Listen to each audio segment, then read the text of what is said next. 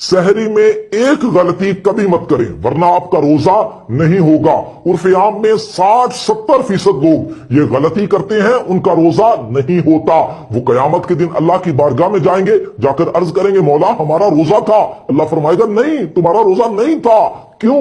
क्योंकि वो ये गलती करते हैं। वो गलती क्या है? तवज्जो से सुनने, इस वीडियो को मुकम्मल देखना है और शेयर जरूर करना है। खुदा की कसम अगर आपके एक शेयर से एक बंदे का भी रोजा बच गया तो ये आपकी और मेरी बख्शिश के लिए काफी होगा। वो गलती क्या है? 60-70% लोग उर्फ आम में ये गलती करते हैं। वो ये समझते हैं कि सहरी का वक्त फजर की अजान के खत्म होने तक होता है।